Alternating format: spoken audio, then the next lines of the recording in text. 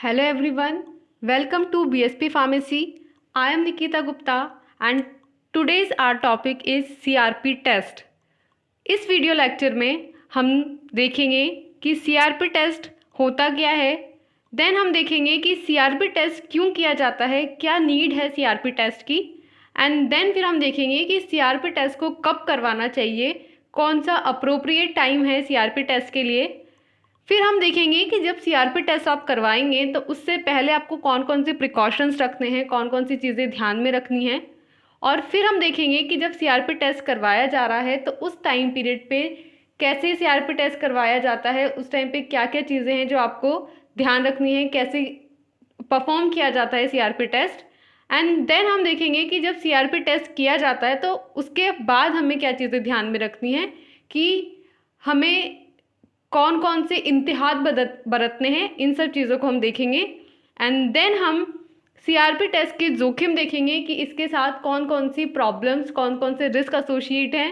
And then हम last में देखेंगे कि सीआरपी टेस्ट की नॉर्मल वैल्यू क्या होती है, एक नॉर्मल रेंज क्या होती है, और सीआरपी टेस्ट की रेंज से कम वालों को एक अलग ग्रुप में क्लासिफाई करेंगे और ज़्यादा वालों को अलग ग्रुप में क्लासिफाई करेंगे। So let's start. सबसे पहले सीआरपी टेस्ट। सबसे पहले हम ये देखेंगे कि सीआरपी टेस्ट क्या होता है। सीआरपी टेस्ट को सी रिएक्टिव प्रोटीन टेस्ट भी बोला जाता है। दैट मीन्स यहाँ पे CRP की फुल फॉर्म है C reactive and P stands for protein. तो सीआरपी टेस्ट की फुल फॉर्म हुई C reactive protein. Then it is a type of blood test. ये एक तरह का ब्लड टेस्ट होता है जिसके ज़रिए एक्यूट इन्फ्लामेशन का पता चलता है। मीन्स कि सीआरपी टेस्ट एक्यूट इन्फ्लामेशन का डायग्नोसिस करने के लिए यूज़ किया जाता है।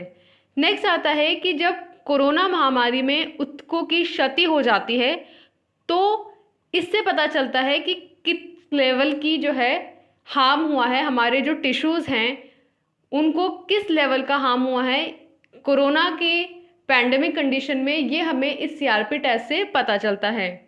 नेक्स्ट आता है कि जो सीआरपी है इसका उच्च स्तर फेफड़ों की क्षति और गंभीरता को दर्शाता है। तो जैसा कि आपको पता है कि कोरोना में स्पेशली आपके लंग्स अफेक्ट होते हैं, जो फेफड़े हैं उनकी क्षति होती है, फेफड़ों की बीमारी होती है। तो इस सीआरपी टेस्ट से ये पता चलता है कि जो फेफड़ों की क्षति हुई है वो कितनी हुई है और बीमारी जो है हमारी कोरोना की वो किस गंभीर अवस्था में है अभी, इसका हमें सीआरपी टेस्ट से पता चलता है।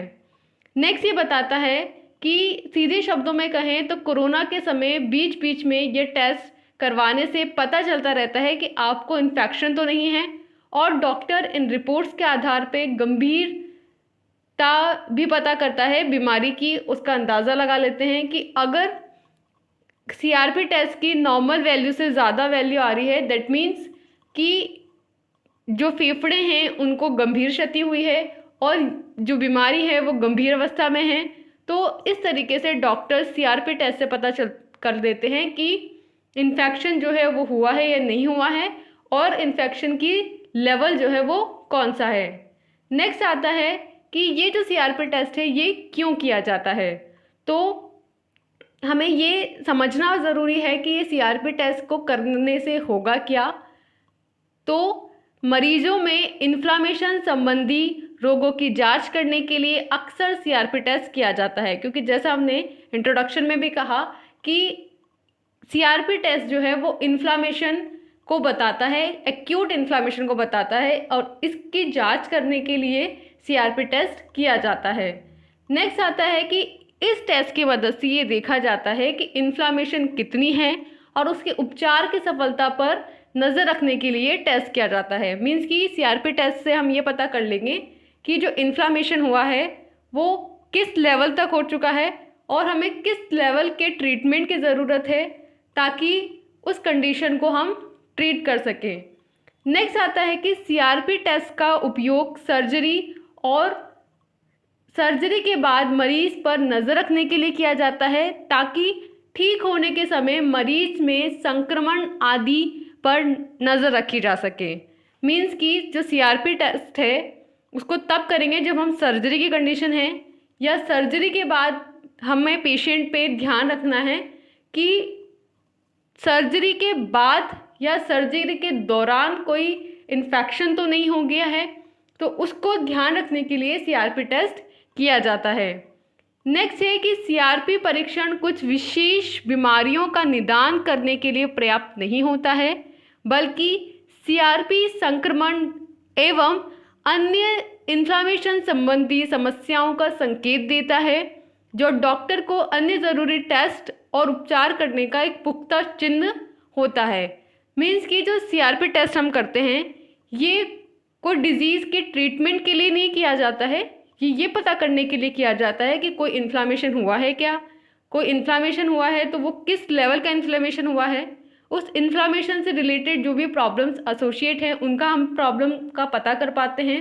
तो इस तरीके से ये डॉक्टर्स को एक आइडिया देता है कि आपको किस लेवल का ट्रीटमेंट करना है। सो इस तरीके से सीआरपी टेस्ट की नीड होती है। देन आता है हमारा नेक्स्ट कि ये जो सीआरपी टेस्ट है ये आपको कब करवाना है, कब हमें सीआरपी टेस्ट की नीड होती है। वैसे तो ये टेस्ट डॉक्टर की सलाह पे करवाना चाहिए और डॉक्टर भी इसके बारे में सलाह लेते रहें।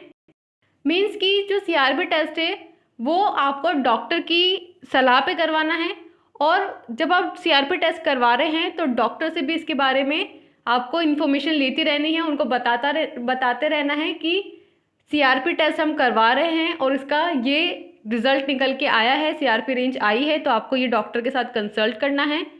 नेक्स्ट की लेकिन कई डॉक्टर्स का मानना है कि कोरोना होने के 4-5 दिन के बाद एक बार सीआरपी टेस्ट करवा लेना अच्छा होता है, जिससे इसके पड़ने वाले प्रभाव के बारे में पता चल जाता है।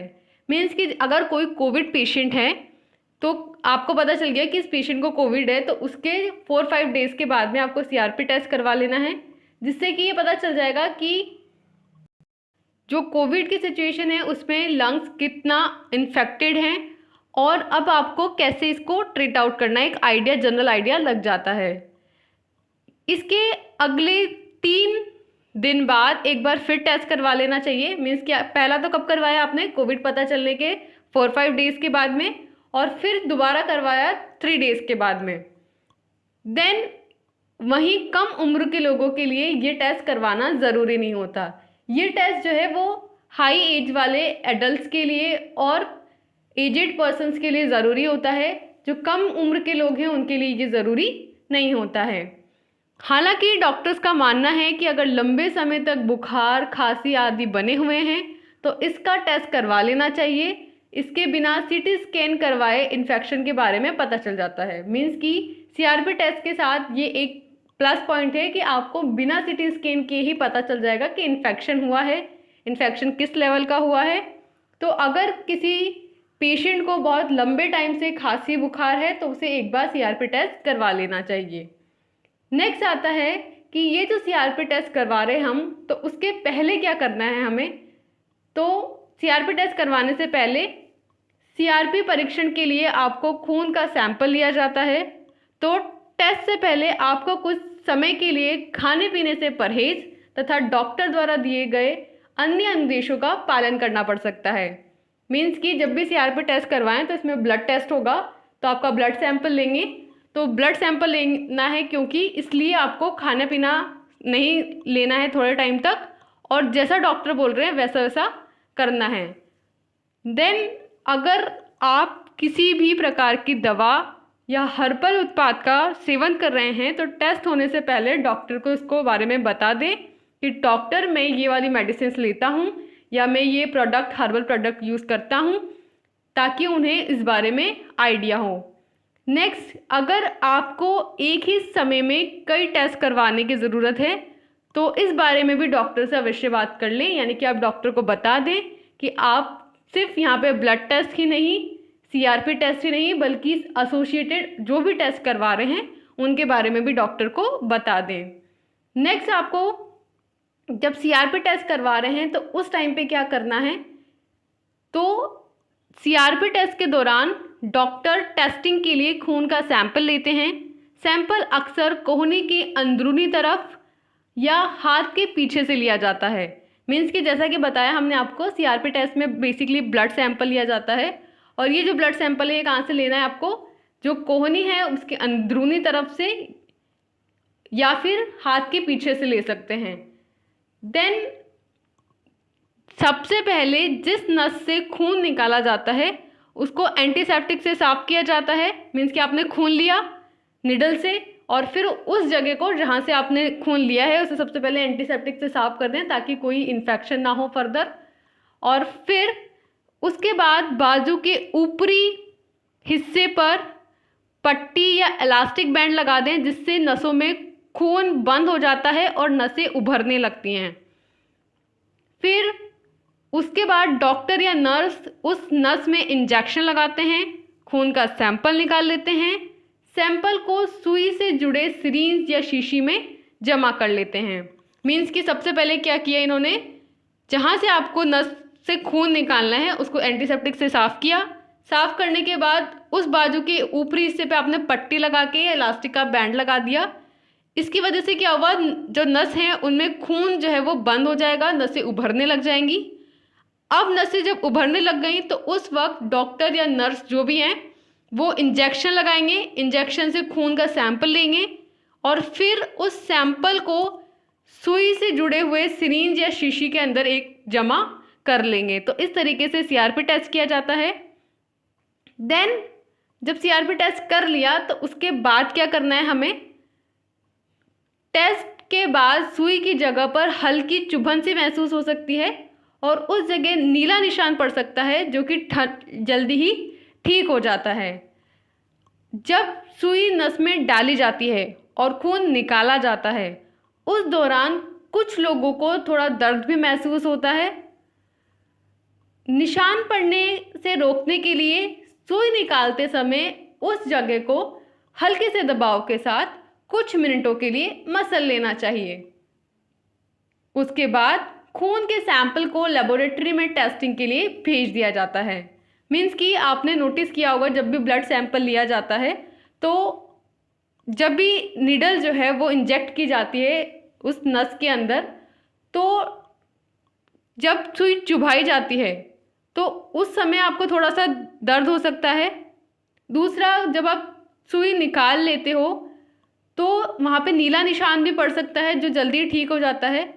और कई बार उस निशान को पड़ने से रोकने के लिए वहाँ हल्के से दबाव के साथ थोड़ा सा कुछ मिनटों के लिए मसल लिया जाता है ताकि वो निशान नहीं हो। और जब आपने ले लिया है खून तो उसके बाद उसको सैंपल को लेबोरेटरी में टेस्टिंग के लिए भेज दिया जाता है। तो इस तरीके से चीज़ें की जाती है सीआरपी टेस्ट करने के बाद। देन जब रिज़ल्ट टेस्टिंग के लिए भेज दिया उसके बाद रिज़ल्ट आएगा। रिज़ल्ट के टाइम पे डॉक्टर उस पेशेंट को बुला करके उससे उस पर चर्चा करेंगे।